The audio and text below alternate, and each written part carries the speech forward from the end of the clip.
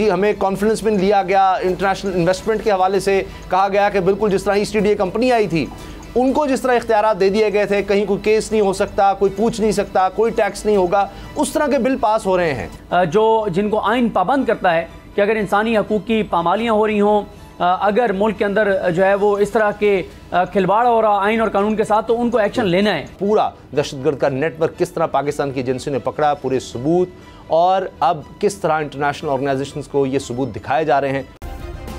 Subscribe करें और bell दबाएं ताकि कोई खबर रह न जाए।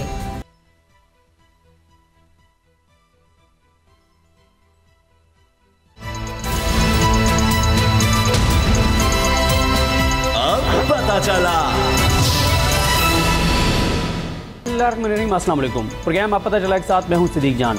आज के प्रोग्राम में हम बात करेंगे कि वफाकी हुकूमत जो एक तरफ तो कहती है कि किसी तरह से इमरान खान के साथ मुज़ाकरात नहीं होंगे, बातचीत नहीं होगी और इलेक्शन अपने वक्त पर होंगे, बल्कि यहाँ तक कहा जाता है कि असम्बलियों की मुद्दत को बढ़ा दिया जाएगा। दूसरी तरफ आज दो अहम वफाकी वज़रा सदर पाकिस्तान आरिफ अलवी साहब से मिले और उसके बाद सदर आरिफ अलवी जो हैं वो लाहौर पहुँच चुके हैं और उनकी इमरान खान साहब से मुलाकात मुतवक्की है। साथ ही बात करेंगे हुकूमती इत्तेहाद में दरार, जो इक्विटी का मामला है उस पर BNP और JUIF वो नाराज़ हो गए। उन्होंने जो काबीना इजलास हैं उनके बाइकआउट का फैसला किया, ऐलान किया। और एक और मामला है कि भारत जो दहशतगर्दी के हवाले से पहले ही अपना कोई सानी नहीं रखता, भारत फिर एक बार एक्टिव है। पाकिस्तान के अंदर दहशतगर्दी के वाक़यात हों या पाकिस्तान और अफगानिस्तान के दरमियान तल्लुकात ख़राब करवाने की कोशिश हो, इस पर भी भारत दोबारा जो है वो एक्टिव नज़र आता है। और पाकिस्तान ने अहम सबूत हासिल किए हैं और वो अहम सबूत अब ना सिर्फ अक़वाम मुत्तहिदा में उठाए जाएंगे, बल्कि वो सबूत जो है वो पूरी दुनिया के जो सफ़ीर हैं उनके सामने भी रखे जाएंगे और पूरी दुनिया को दिखाया जाएगा कि किस तरह भारत दहशतगर्दी कर रहा है। तो आगाज़ करते हैं अपनी टॉप स्टोरी के साथ। नूरुल अरफीन साहब मेरे साथ मौजूद हैं, उसामा गाजी साहब भी हमें ज्वाइन करेंगे। नूरुल अरफीन साहब, हम रोज़ाना ही प्रोग्राम में ये बात करते हैं और आपका एक मौक़िफ़ है और आप दलाइल से बात करते हैं कि किसी सूरत भी मुस्लिम लीग नून इलेक्शन में नहीं जाएगी, वो अपना सियासी तौर पर नुकसान नहीं करेंगे, बल्कि वो असम्बलियों की मुद्दत बढ़ाना चाहेंगे। और हुकूमत भी यही कहती है कि हम इमरान खान से कोई बातचीत नहीं करेंगे, कोई मुज़ाकरात नहीं करेंगे और इमरान खान की कोई ख्वाहिश जो है वो पूरी नहीं होने देंगे। दूसरी तरफ हम देखते हैं कि पहले इसहाक डार साहब वो जाके सदर पाकिस्तान से मिलते हैं और फिर बाद में वो टॉक शोज़ में कहते हैं जनाब मैं तो इसलिए मिला था कि मैं मुईशत के ऊपर बात करने गया था। हालांकि मुईशत के मामले पर सदर पाकिस्तान का कोई रोल नहीं है और कब से ये हुकूमत इतनी अच्छी हो गई है कि सदर को ये एतमाद में लेने लग गए हैं कि जी ये मुआशी मामलात हैं, जिस सदर के बारे में खुद ये जिस तरह की ज़बान इस्तेमाल करते हैं, जो मौक़िफ़ रखते हैं वो आपके सामने है। आज दो वफाकी वज़रा गए सदर आरिफ अलवी साहब के पास और उन्होंने जाके बातचीत की, मुलाकात की। तो अब ये किस लिए गए थे दो वज़ीर? क्या ये भी मुईशत की बात करने गए थे क्योंकि अयाज सादिक साहब थे और आज़म ज़ीदी तारड़ साहब थे? इनका क्या तल्लुक़ है मुईशत से या क्या करने गए थे? क्या आपका एनालिसिस है? नहीं, ये बात तो दुरुस्त है कि इनका मईशत से कोई ताल्लुक़ बिल्कुल भी नहीं है, बल्कि ये उसी शुबे को तक़वियत मिल रही है कि जो पस पर्दा मुज़ाकरात के हवाले से बातें इस वक्त सुनाई दे रही हैं। सब जानते हैं कि आरिफ अलवी का इन्फ्लुएंस, वाहिद आदमी है आरिफ अलवी अपनी सदर पाकिस्तान की कैपेसिटी में कि जो इमरान खान को कुछ समझ सकते हैं और कुछ समझा सकते हैं। एक बात तो आपने फवाद चौधरी की ज़ुबानी सुन ही ली थी कि अगर इमरान खान साहब ना समझते, उन्होंने इस तरह तो नहीं कहा था, मैं बज़ाते ख़ुद इस बात का कायल हूँ कि सदर आरिफ अलवी साहब जब गए थे और उन्होंने जाकर के आर्मी चीफ़ के मामले पर इमरान खान साहब से गुफ्त शनीद की थी, तो वो महज गुफ्त शनीद नहीं थी, वो मामला और भी बहुत कुछ था और वो एक इम्तिहान था जिसमें आरिफ अलवी को पूरा उतरना था। और उसके बाद फिर हमने देखा, चश्मे फलक ने ये देखा कि आरिफ अलवी साहब के समझाने पर इमरान खान साहब जो है वो तैयार हुए और उसके बाद फिर आर्मी चीफ़ का ये मामला जो है वो बहुस्न खूबी, इन्वर्टेड कॉमास में कह रहा हूँ, हल हो गया। तो इसी तरह से अब ये मामला है कि ये जो दो वफाकी वज़रा गए हैं जाकर के, जैसा कि आपने मुझे बताया कि मिले हैं, मईशत से इसका कोई लेना देना नहीं है। इसका मामला उसी एक चीज़ से है कि न खेल रहे हो और न खेलने दे रहे हो। इससे हुकूमत की बौखलाहट, वो जो आप जिसका ताना रोज़ देते हैं, ये तो वाज़े हो गई, इसमें तो कोई अब दो राय नहीं है। लेकिन इससे ये बात भी साबित हो गई कि इंसान चाहे कितने बड़े ओहदे, चाहे कितने बड़े मनसब पर मौजूद हो, अगर उसके पास इख्तियार नहीं है तो फिर उसकी औकात दो पैसे से ज़्यादा की कुछ नहीं होती है। वो चाहे वफाकी वज़ीर हो, वो चाहे वज़ीर मुमलिकत हो या फिर कुछ और हो। कहने को तो बड़ी बड़ी गाड़ियों पे, बड़े बड़े पोर्टफोलियोज़ पे ये लोग काबिज़ हैं, लेकिन अब आप ये देखिए कि बजाय डिसीजन लेने के, आपको शायद याद हो इमरान खान के ख़िलाफ़ गद्दारी के मुकदमे का ऐलान फरमाया था शहबाज शरीफ साहब ने, और इस बात को कई माह जो है वो बीत चुके हैं। किधर है भाई वो गद्दारी का मुकदमा?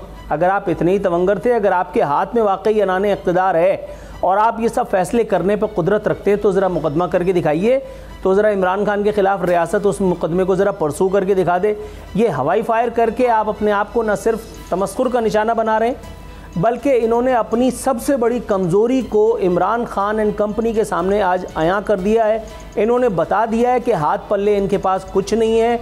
इमरान खान जब चाहे इनको जिस तरीके से भी चाहे अपने मामले में उलझा करके और इनको ज़मान पार्क या बनीगाला जहाँ पे भी वो मुकीम हो उनको बुला करके और इनको खज्जल कर सकता है, और ऐसे लोगों के साथ फिर यही होना चाहिए।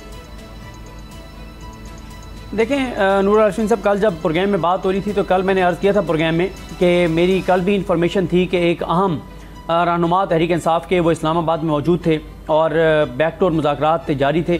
ज़ाहिर है हुकूमत का काम यही होता है। हुकूमत क्या, आप देख लें इमरान खान साहब जब ये बातचीत चल रही थी कि कोई इस्टेब्लिशमेंट से मुलाकातें हो रही थी तो वो इनकार कर रहे थे, कोई मुलाकातें नहीं हो रही। फिर आपने देखा जब खबर बाहर आ गई तो उन्होंने कहा जी बिल्कुल मुलाकात हो रही थी, लेकिन क्योंकि मुज़ाकरात किसी नतीजे पर नहीं पहुँचे थे और जब तक मुज़ाकरात चल रहे हों तब तक बात बाहर नहीं करनी चाहिए, ये कहा इमरान खान साहब ने हमें उस वक्त मुलाकात में जब वो इस्लामाबाद एक उठाए थे। तो आप हुकूमत जो भी कहे, बहरहाल ये इन्फॉर्मेशन पहले भी मेरी थी, क्योंकि पहले बरह रास्त मुस्लिम लीग नून ने रब्ता किया तहरीक इंसाफ से और कहा कि उस वक्त टाइम मांगा गया था 10 दिसंबर तक, कि 10 दिसंबर तक आप असम्बलियाँ तोड़ने का ऐलान ना करें। अब तो आपके सामने 10 दिसंबर गुजर चुका है, गुजरे हुए 4 रोज़ हो गए हैं, आज 14 दिसंबर है। अब इमरान खान साहब ने आज ये कह दिया है कि 17 दिसंबर को वो असम्बलियाँ तोड़ने का ऐलान जो है वो कर देंगे, तारीख का ऐलान कर देंगे। तो अब टाइम जो है वो हुकूमत के पास भी कम है कि वो ज़ाहिर है जिस भी उन्होंने नतीजे पे पहुंचना है तहरीक इंसाफ के साथ, उनको अगले 3 रोज़ में यानी 72 घंटों के अंदर अंदर किसी नतीजे पर पहुंचना, वरना इमरान खान तो तैयार हैं कि वो 17 दिसंबर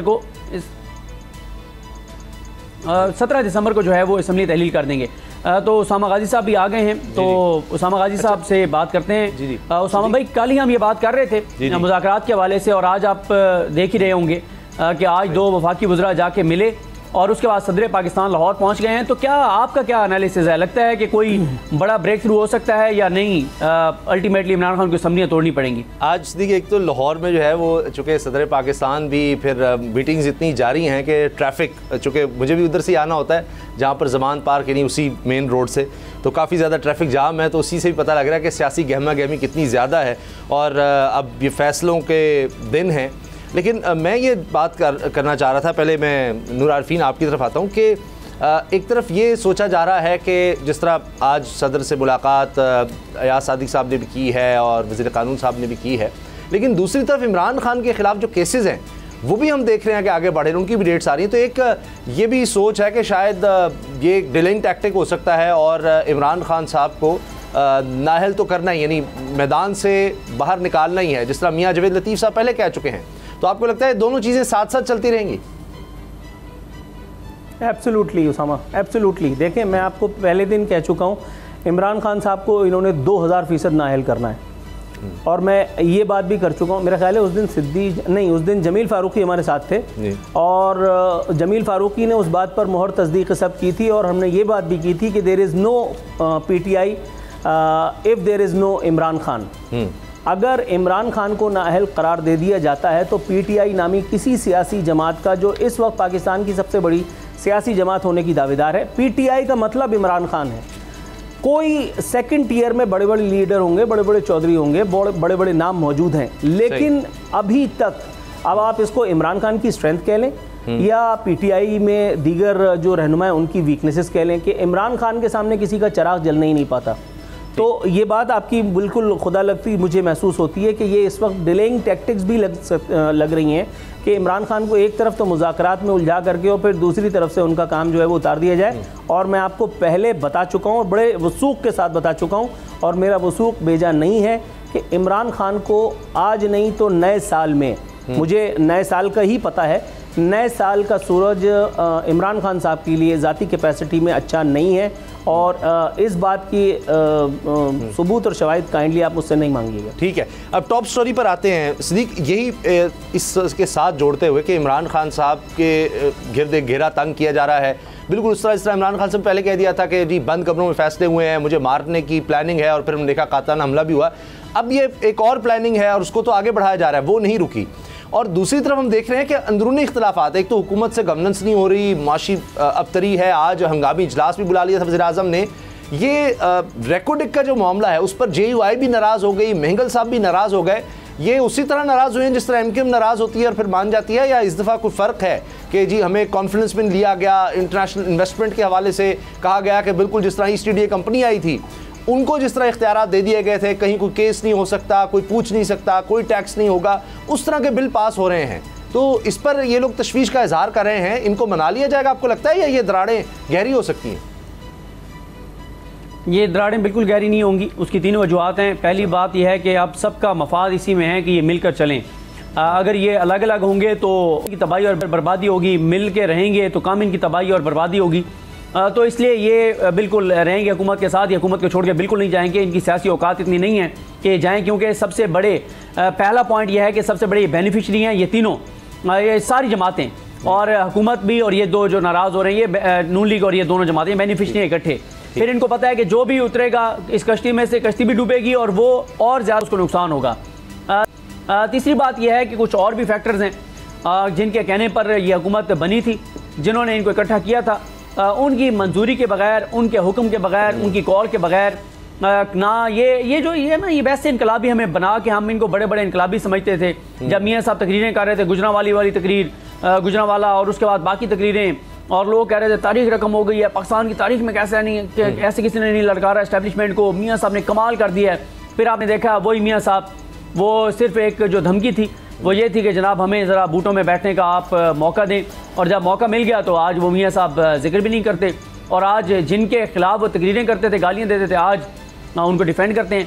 तो बात यह है कि ना तो ये कोई इख्तलाफ को इतना बड़ा है, क्योंकि आवाम के लिए तो इख्तलाफ है नहीं, ये सिर्फ इनका मसला ये होता है कि जब भी कोई बड़ी चीज़ आती है तो इनको मौका मिल जाता है ब्लैकमेल करके अपनी मराद बढ़वाने का, वजारतें लेने का, कोई और अपने फंसे हुए जो काम निकलवाने का, अपनी स्कीमें ये वो बड़ी कमाल मार धाड़ हो रही है। उसामा भाई यकीन करें, आप ज़रा इस्लामाबाद में आके जो लोग इनके अंदर बैठे हुए हैं उनसे पूछें, वो आपको बताएंगे कि लोगों के वहमो गुमान में भी नहीं होगा कि हो क्या रहा है इस वक्त। जिस तरह से माल कमाया जा रहा है और जो कुछ एक एक ओहदा, एक एक सीट जिस तरह से वो बेची जा रही है, और ऐसे जैसे कोई बैरून मुल्क से कोई दुश्मन ही आ जाते किसी मुल्क पे कब्जा करने, हमलावरों ने, और वो कहते हैं नोच लो, जो लूट सकते हो लूट लो, जो उठा सकते हो उठा लो। वही यहाँ पे चल रहा है। तो ये बिल्कुल छोड़ के नहीं जाने वाले, ये बिल्कुल सब ओके है।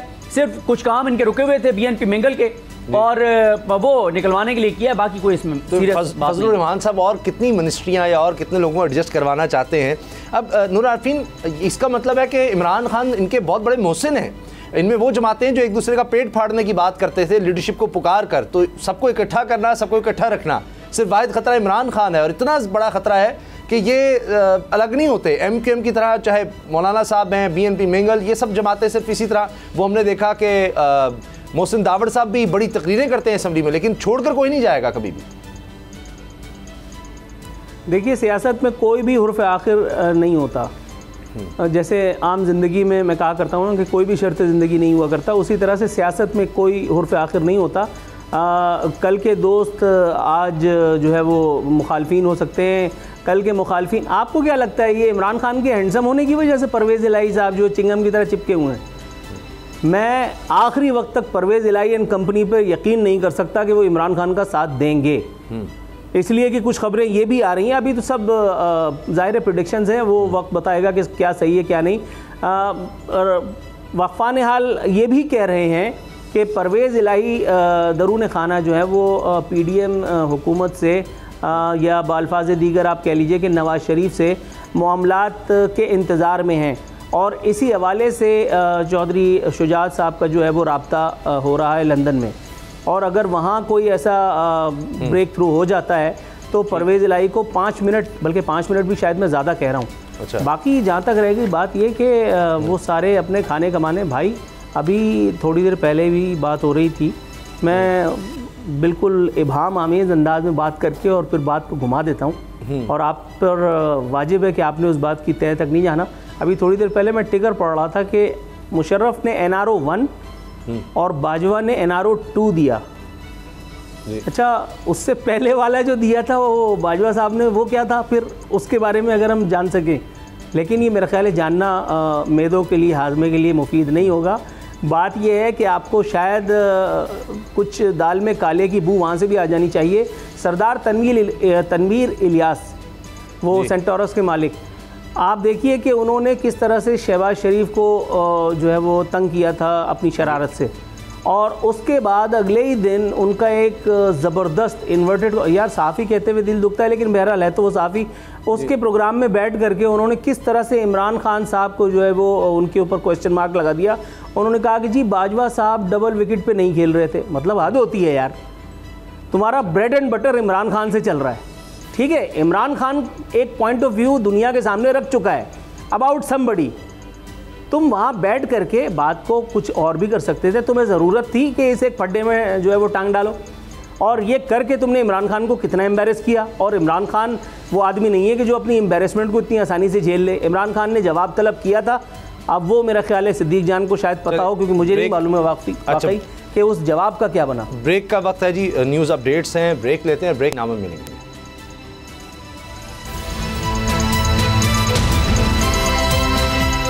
पता चला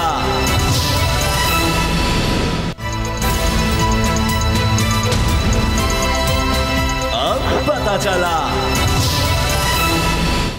वक्त है आरफीन नामा का। जी आरफीन।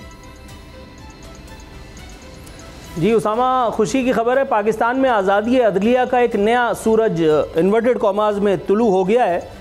हाफिज़ाबाद की अदालत ने, जी हाँ, हाफिज़ाबाद की अदालत ने डोनाल्ड ट्रंप, अमरीकी बागड़ बिल्ले, साबिक अमरीकी सदर डोनाल्ड ट्रंप को तलब कर लिया है। ये देखिए, ये लूप इस हवाले से, ये ऑफिशियल इसको मजाक को आपके सामने ऑथेंटिकेट कर रहा है। हाफिज़ाबाद की अदालत ने एक कदम आगे बढ़ते हुए और उन्होंने कहा है कि अंकल सैम के साबिक ठेकेदार जो है, उनके साबिक चचेदाद भाई डोनाल्ड ट्रंप को पेश किया जाए।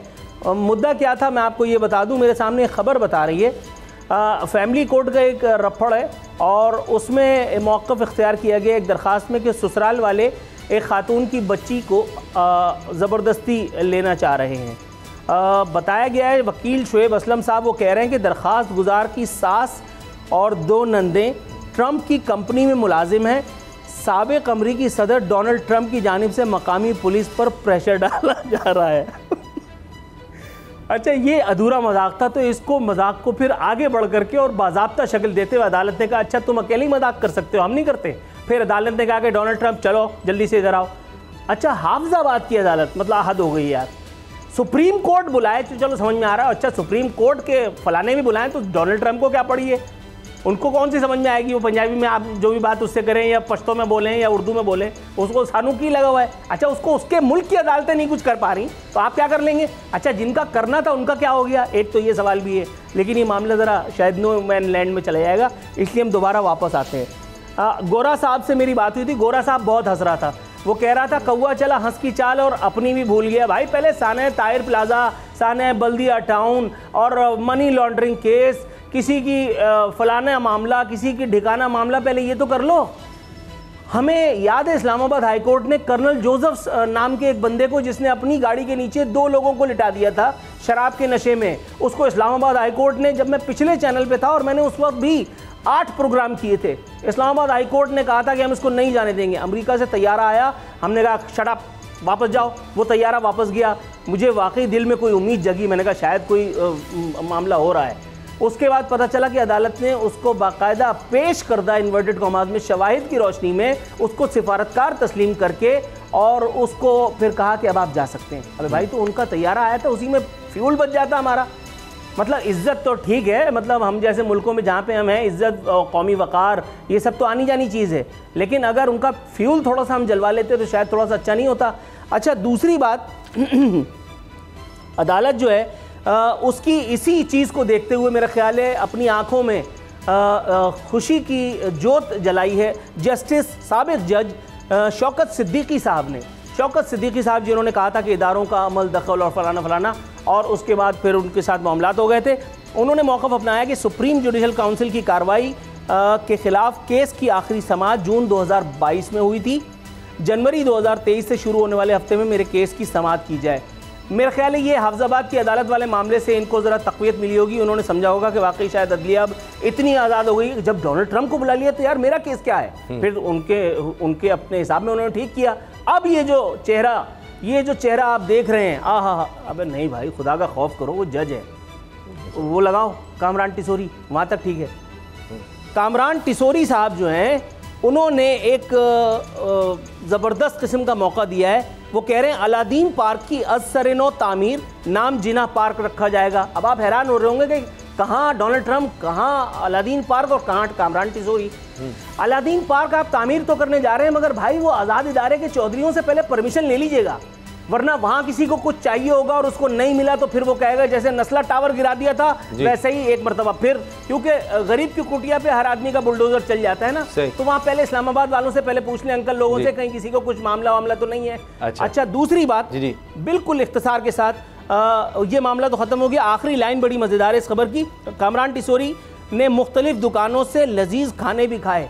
मतलब मुझे इस पे अपने ताया मरहूम याद आ गए, वो कहते थे ये मुल्क बना ही खाने कमाने वालों के लिए, जमहूरियत जिंदाबाद। ठीक, अब आते हैं वायरल स्टोरी पर। सिद्दीक जान, मैं आपके सामने सिर्फ खबरें रख रहा हूँ। एक तरफ अती साहब पर पूरे मुल्क में केस हुए, इसी तरह इस्लामाबाद हाई कोर्ट में मियाँ जावेद लतीफ़ साहब का जो केस है मजहबी मुनाफरत फैलाने के हवाले से दहशतगर्दी का, उस पर कहा गया है कि जी आज़म स्वाति पर मुकदमे बनने पर जो शोर मचाते हैं वो खुद भी वही कर रहे हैं, यहाँ कोई कानून कोई ज़ाब्ता है, ये इस्लामाबाद हाई कोर्ट बात करी। लेकिन सलमान शहबाज की एक और केस में हिफाजती ज़मानत मंजूर हो गई, ये दूसरा मामला। तीसरा देखिए, नैब का मरीम नवाज़ अफजर की बरीत को चैलेंज ना करने का फैसला, ये भी कमाल हो गया है।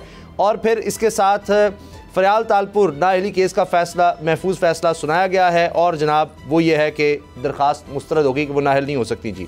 और आखिर में आज़म स्वाति केस दरख्वास्त ज़मानत पर फैसला महफूज जज की ट्रांसफ़र हो गई है। तो ये कुछ हमारे ट्रेंड नज़र आ रहे हैं, ये फैसले एक तरफ की तरह के क्यों नज़र आते हैं सिद्दीक जान? आपने बड़े ज़बरदस्त अंदाज से 5 खबरें बताई, और जिसने ये 5 खबरें सुनी होंगी इस 1 मिनट में आपसे, उनको अंदाज़ा हो गया होगा कि इस वक्त सूरत हाल जो है वो क्या चल रही है। और दूसरा, छठी खबर ये भी ऐड कर लें कि इमरान खान साहब के हवाले से एक दरख्वास्त इस्लामाबाद हाई कोर्ट में दायर हुई, और इसी तरह की एक दरख्वास्त के ऊपर इस्लामाबाद हाई कोर्ट के 2 रुकनी बेंच ने फैसला सुना दिया हुआ है। लेकिन फिर एक बार 1 रुकनी बेंच जो है वो इस पे प्रोसीडिंग को आगे बढ़ा रहा है, और 20 तारीख उसकी मुकर्रर की गई है। तो ये वो अदालती हमारे ज़बरदस्त शाहकार हैं जो नज़र आ रहे हैं। और इससे ज़बरदस्त क्या बात हो सकती है कि आज़म स्वाति साहब का जो मामला है, 12 को फ़ैसला नहीं आया, 13 को सुनाया जाना था, और कल जो है वो वकील पेश हुए, मोमिन वकील जो स्टेट के जानिब से वकील हैं उनके, और उन्होंने कहा जी आज फैसला सुना, बस कल आप सुना दें, यानी आज 14 को आज उन्होंने फैसला सुनाना था जज साहब ने। और आज पता चला कि व्हाट्सएप पे जज साहब को कहा गया कि जज साहब आप की बड़ी मेहरबानी, आपने बड़ी खिदमत कर ली है, तो आपको ट्रांसफ़र किया जा रहा है। बाकी जो आपने मरीम नवाज़ साहबा की बात की, वो तो पहले दिन से पता था कि ना नैब इसके ऊपर अपील करेगी, शहबाज शरीफ साहब का जो केस है उसके ऊपर FIA ने अपील नहीं की।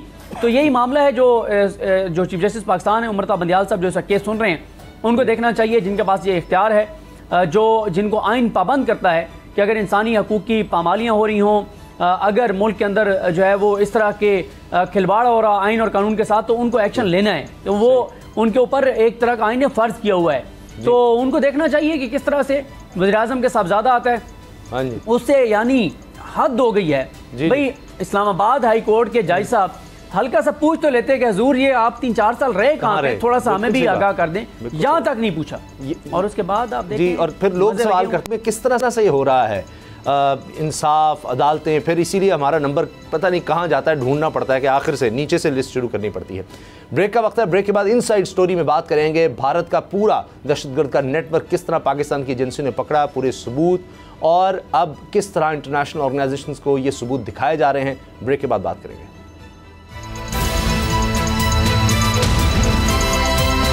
अब पता चला,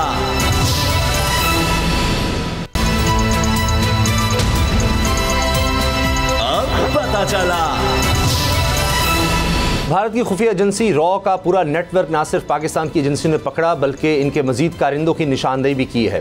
जून 2021 में लाहौर जौहर टाउन में धमाका हुआ था जिसमें 3 अफराद शहीद हुए थे, 22 जख्मी हुए थे। अब ये पूरा नेटवर्क सामने आया है, कुछ लोग गिरफ्तार हुए हैं, इसकी तफसीलात हम आपके सामने रख रहे हैं और फिर किस तरह से दहशतगर्दी करवाई जाती है उसके बयान भी आपको दिखाएंगे। जौहर टाउन लाहौर धमाके की तहकीकात में बड़ी पेशरफ्त सामने आई है और इसमें पूरा नेटवर्क किस तरह से काम कर रहा था, कौन कौन इसमें शामिल था।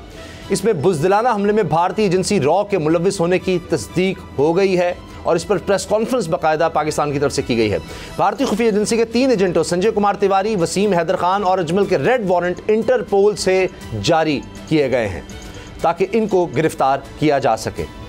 और पीटर पॉल नामी दहशतगर्द ने जौहर टाउन धमाके को सुपरवाइज किया, इसकी बाकायदा पूरी तस्वीर के साथ डिटेल दिखाई गई। पीटर के साथ इसका असिस्टेंट सज्जाद हुसैन भी पकड़ा गया है। तो ये पूरा नेटवर्क पाकिस्तान ने बेनकाब किया है। पीटर की निशानदेही पर तीसरे दहशतगर्द ज़ियाउल्लाह को गिरफ्तार किया गया। इसके साथ साथ धमाके मुलव्वस ईद गुल और इसकी बीवी आयशा गुल भी गिरफ्तार है। ज़ियाउल्लाह अपने भाई समीउल हक के ज़रिए पैसे भिजवाता था। ये इस तरह से पूरी ये कार्रवाई चलाते थे। ज़ियाउल्लाह अपने भाई समीउल हक के ज़रिए पैसे भिजवाता था और फिर ये पाकिस्तान में तकसीम किए जाते थे और यहाँ पर दहशतगर्दी करवाई जाती थी। खुफिया इत्तलात पर समीउल हक बलूचिस्तान में दाखिल होते हुए गिरफ्तार हुआ। इस तरह से इसकी गिरफ्तारी मिलाई गई। अजीज़ अकबर की गाड़ी से 200 किलोग्राम धमाका खेज मवाद बरामद किया गया। समीउल हक 2012 से भारतीय खुफिया एजेंसी रॉ का एजेंट था। अंदाज़ा लगाएं कब से ये लोग इस काम में थे। भारतीय खुफिया एजेंसी का एक और एजेंट नवीद अख्तर का ताल्लुक भी पाकिस्तान से था। नवीद अख्तर को रॉ के एजेंट सलीम शेख ने जेल से रिहाई का लालच दिया। नवीद अख्तर ने रिहाई की शर्त पर पाकिस्तान के खिलाफ काम करने की हामी भरी और रिहाई के बाद नवीद अख्तर ने पाकिस्तान में मजीद दहशतगर्द कार्रवाइयां की। नवीद अख्तर को शाहदरा लाहौर से गिरफ्तार किया गया। इस तरह ये पूरा नेटवर्क पकड़ा गया और अब मजीद गिरफ्तारियों की कोशिश हो रही है। इंटरपोल से रब्ता किया गया है। साथ ही हम आपको दिखाते हैं कि भारतीय एजेंसी किस तरह लोगों को इस्तेमाल करती है और फिर वो खुद लोग बताते हैं कि किस तरह उनको लालच दिया जाता है और पाकिस्तान में फिर दहशतगर्दी करवाई जाती है। देखिए सिद्दीक जान, भरपूर सबूत मौजूद हैं, यानी अभिनंदन की तरह सामने से मुकाबला जब करते हैं तो फिर तो मारे जाते हैं, पकड़े जाते हैं, जहाज गिर जाते हैं। अब ये इस्तेमाल किया जाता है पैसे के जरिए दहशतगर्दों को पाकिस्तान भेजकर यहाँ पर मौजूद लोगों को इस्तेमाल करके दहशतगर्दी करवाई जा रही है।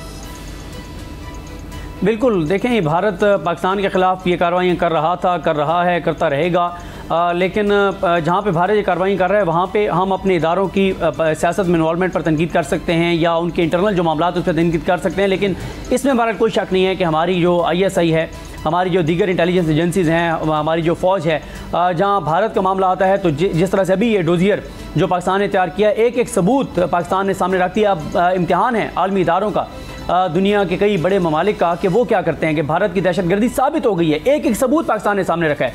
और मैं एक और चीज़ को खुशाइन समझता हूँ कि जो हमारे नए आर्मी चीफ हैं सैयद आसिम मुनीर साहब, उन्होंने पहला जो दौरा किया LOC का, उस पर बड़ा इंपॉर्टेंट था उनका बयान, क्योंकि उनको अंदाज़ा है कि भारत दोबारा एक्टिव हो चुका है। जिसमें आप देखें ना, उन्होंने ये कहा था कि मैं वाज़ेह कर दूं कि अगर हमारे ऊपर जंग मुसल्लत की गई तो पाकिस्तान की मुसल्लह अफवाज ना सिर्फ अपने मादरे वतन के हर चप्पे के दिफा के लिए बल्कि दुश्मन को भरपूर जवाब देने के लिए तैयार है। और उन्होंने कहा था कि बहादुर कौम की मदद से हमारी मुसल्लह अफवाज दुश्मन की किसी किस्म की मुहिम जोई को पूरी कुव्वत के साथ उसका जवाब देंगी और भारत को कभी हम अपने मकासद में जो है वो कामयाब नहीं होने देंगे। और उन्होंने मुतालबा भी किया था आर्मी चीफ ने कि जो आलमी इदारे हैं वो इस बात का नोटिस लें और देखें जो करारदादें हैं इस इशू पे उनके मुताबिक जो है वो मामला आगे बढ़े। तो मेरा ख्याल है कि पाकिस्तान को, पाकिस्तान की हुकूमत को इस पर भरपूर प्रोटेस्ट भी करना चाहिए, इस मामले को हाईलाइट करना चाहिए, क्योंकि इंटेलिजेंस इदारों का काम यह है, ISI का काम यह है कि सबूत हुकूमत को फराहम कर दें।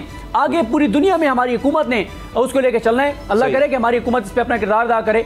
पिछले 8 माह में तो बारह में ये किरदार नजर नहीं आया, अब शायद थोड़ा सा ये अपना किरदार अदा करे, क्योंकि यहाँ पे तो बात हो रही है भारत से तिजारत की। ठीक है, नूर आरफीन इंटरनेशनल मामले को उठाया है, आलमी बरादरी कहती तो है कुछ करेगी। लानत भेजें आलमी बरादरी पे भाई, बात की है इंतहाई अहम बात मैं कह करके और फिर बात ख़त्म करता हूँ। पाकिस्तान में कोई एक सियासी जमात, कोई एक सियासी रहनुमा, कोई एक हुकूमत, कोई एक वज़ीर आज़म बताएं जो भारत को अपना दुश्मन गर्दानता हो। No sir, nobody. पाकिस्तान की सिर्फ फ़ौज अल्हम्दुलिल्लाह उनके मज़मूम मकासद की राह में रुकावट है। पाकिस्तान की सिर्फ इंटेलिजेंस एजेंसियां उनके जो है ना वो आंख में शैतीर की तरह चल रही हैं, वरना कोई मोदी को टेलीफोन करता था, मोदी उसका फ़ोन नहीं उठाता था। कोई अभिनंदन को फांसी की राह में रुकावट था, कोई जो है यहाँ पर अल्लाह आपको नेकी दे कुलभूषण के हुकूक की आईनी जंग लड़ रहा था। तो पाकिस्तान में सियासतदानों का जी सिद्दीक इस तरह बात की मुनाफिन बहुत शुक्रिया, क्योंकि हमारे पास वक्त ख़त्म हो गया। अब देखना यह है कि इस मामले पर अक़वाम मुत्तहिदा के लेवल पर जिस तरह बात की जा रही है उस पर क्या रद्दअमल आता है। प्रोग्राम देखने का शुक्रिया, इजाज़त दीजिए, अल्लाह हाफ़िज़। अब पता चला।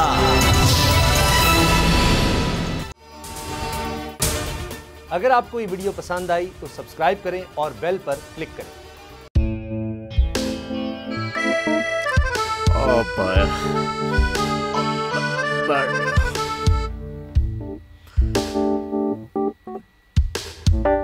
इंतशार से निकलने का वाहिद हल इंतखाबात हैं। हकीकी आज़ादी मार्च आज रवा। हम आयत के मुताबिक अगर आप उसको ये रिपोर्ट दे दें तो मैं आपको 3-4 सीटें दे दूंगा। मौलाना हाँ साहब, वो जो रिपोर्ट हमें दे दे और वो जो नीली पीली चैनल है वो लगाए। जाओ शबास। हम ऐसा टीवी देखते ही नहीं जिसका रिमोट हमारे हाथ में ना हो। और यहाँ पे कोई 2 नंबर ही नहीं चलेगी। और हम कोई गुलाम है जो आप रिमोट मांगे हम दे दें?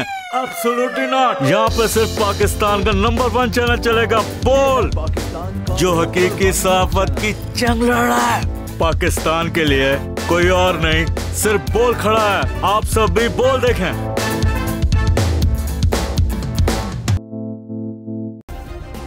सब्सक्राइब करें और बेल दबाएं ताकि कोई खबर रह न जाए।